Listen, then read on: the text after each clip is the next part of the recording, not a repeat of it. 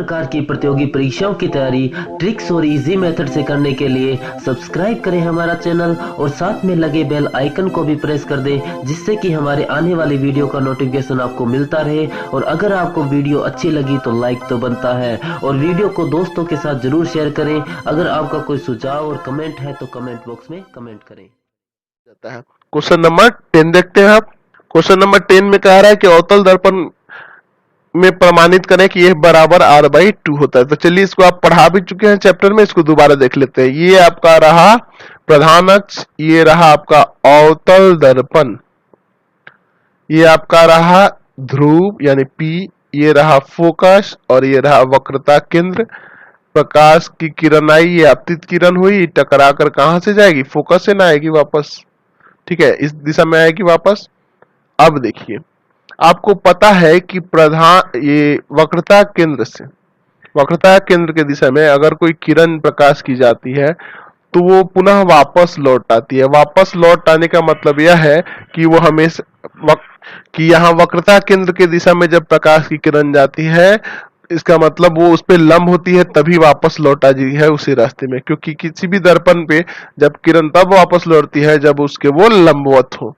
ठीक है, तो यहाँ से अगर जो खींची जाएगी वो रेखा, वो इस पे क्या कहलाएगा? अभिलंब कहलाएगा। क्यों? क्योंकि ये जाएगी तो उसी दिशा में वापस आ जाती है। आपको पता है ना, प्रधान अक्ष की दिशा में जो जाती है, यानी कि इसका मतलब ये होगा कि ये हमेशा लंबवत होता है, और लंबवत होता है कब? तब ये अभिलंब है। तो जब ये अभिलंब है, ये आपतित किरण है, ये परावर्तित किरण है, तो यहाँ जो बनेगा वो एंगल I कहलाएगा, और यहाँ जो बनेगा वो एंगल R कहलाएगा। ठीक है, यहाँ वाला क्या कहलाएगा? एंगल R कहलाएगा। यहाँ से क्लियर हुआ? चलिए, इस रेखा का नाम मान लेते हैं A और B। ठीक है, ये जो आपतित किरण है ये क्या है? AB है। अब एक चीज बता दें आपको कि फोकस से ध्रुव के बीच की दूरी कहलाती है फोकस दूरी, यानी आप इसका नाम लिख दीजिए PF बराबर है यहाँ पे F, और देखिए CP बराबर, यानी वक्रता केंद्र से ध्रुव के बीच की दूरी क्या कहलाती है? वक्रता त्रिज्या कहलाती है, जिसे R से सूचित करते हैं, यानी आप लिख सकते हैं CP बराबर R। इतना क्लियर है? अब चलिए इसको साबित करते हैं। आपको पता है कि एंगल ABC बराबर होगा एंगल BCF के एकांतर कोण से। एकांतर कोण से, अब एकांतर कोण से ये बराबर इसलिए हो रहा है क्योंकि ये जो प्रधान अक्ष के समांतर ये जा रही है आपतित किरण, इसलिए, क्योंकि ये प्रधान अक्ष के समांतर है इसलिए बराबर हो जाएगा एकांतर कोण से। चलिए, यानी कि ये भी एंगल I कहलाएगा, यानी ये I है तो इधर वाला भी एंगल ये क्या हो जाएगा? एंगल I होगा। ठीक है, यहाँ छोटा सा एक लिख दे रहा। अब चलिए, अब यहां से आपको पता है कि परावर्तन के दूसरे नियम से आपतन कोण परावर्तन कोण के बराबर होता है। एंगल I किसके बराबर होता है? एंगल R के। यानी कि आपको यहां से अब ये पता चल गया कि ये वाला कोण इस एंगल के बराबर है। यानी कौन कौन? इसका नाम हम लिख देते हैं यहाँ पे कि एंगल FCB बराबर है एंगल FBC।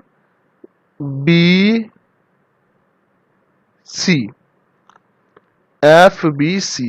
अब देखिए यहाँ FCB लिखे हैं, यहाँ लिख दिए BCF, दोनों का मतलब एक ही है। ठीक है, इससे कोई अंतर नहीं है। चलिए, तो यहाँ वाले जब दो कोण बना होंगे तो ये त्रिभुज जो बन रहा है CFB, जो त्रिभुज बन रहा है, ये समद्विबाहु त्रिभुज होगा। समद्विबाहु त्रिभुज की दो भुजाएं भी बराबर होती है, अर्थात यहाँ से आपको ये पता चल गया कि जो ये CF है वो FB के बराबर होगा। ये जो CF है FB के बराबर होगा।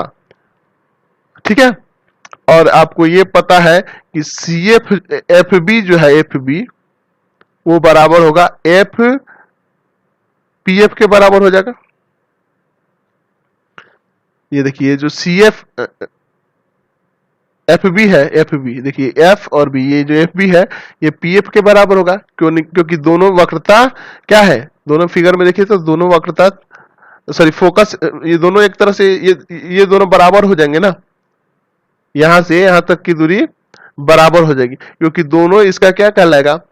तो यहां से यहाँ तक की दूरी इसकी दूरी के बराबर हो जाएगी, है ना।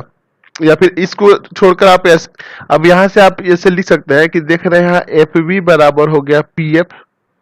देखिए फिगर में एफ पी बराबर हो गया, एफ बी बराबर हो गया पी एफ, और यहाँ सी एफ बराबर हो गया, सी एफ बराबर हो गया एफ बी, यानी ये तीनों आपस में बराबर हो गए। इसलिए यहाँ लिख सकते हैं कि सी एफ बराबर एफ बी बराबर पी एफ। ठीक है, तीनों आपस में बराबर हो गए। अब यहाँ जो आप देख रहे हैं सी पी, ये इसके योग के बराबर होगा, यानी आप लिख सकते हैं यहाँ से कि सी एफ बराबर C F plus P F बराबर C F plus P F बराबर सी पी।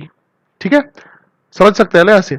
अब देखिए आपको ये पता है कि पी एफ जो है उसका वैल्यू है एफ, ठीक है, और सीपी भी बराबर हो जाएगा, यहाँ देख रहे हैं ना सी एफ बराबर भी है पी एफ भी होगा ना, यहाँ तो सी एफ का नाम हटा के यहाँ से पी एफ लिख दीजिए, और ये भी पी एफ है और बराबर में है सी पी। देखिए ये दोनों जुड़, ये इसका भी वैल्यू है एफ और इसका भी वैल्यू है एफ, ऊपर लिखा हुआ है, देख रहे ना, पी एफ बराबर एफ है और पी एफ बराबर एफ है, तो इसको आप लिख दीजिए एफ प्लस एफ और बराबर इसका सीपी का वैल्यू क्या है, तो सीपी का वैल्यू जो है आपका आर है, यहाँ से यहाँ तक की दूरी आर है। ठीक है, तो यहाँ से आप अब क्या हो जाएगा, तो ये हो जाएगा 2f बराबर आर, यानी f बराबर यहाँ से आपका साबित हो जाएगा r बटा 2। समझ गए। चलिए अगला क्वेश्चन कह रहा है कि गोलीय दर्पण के लिए दर्पण सूत्र को लिखें। तो दर्पण सूत्र आपको पता ही है, क्या होता है कि 1/v minus 1 plus 1/u, sorry minus बोल दिया, प्लस 1/u बराबर 1/f।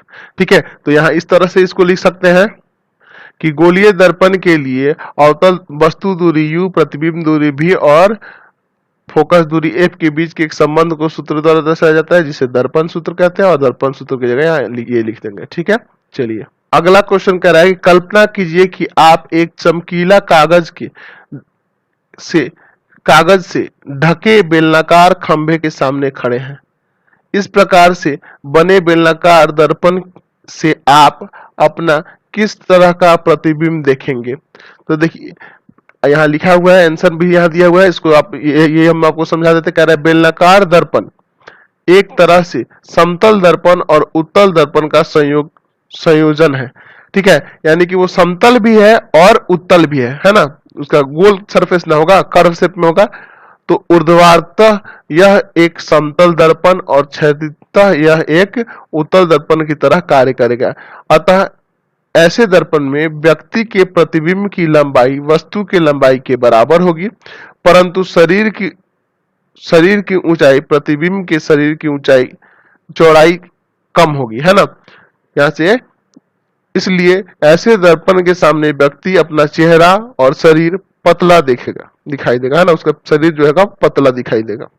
तो इस वीडियो को यहीं पे एंड करते हैं। अभी इसमें आपको हमारा चैनल अच्छा लगता हो तो चैनल को सब्सक्राइब करें, बेल आइकन दबाएं, ज्यादा से ज्यादा दोस्तों में शेयर करें, और कमेंट बॉक्स में लिखिए कि हमारा वीडियो आपको कैसा लगता है।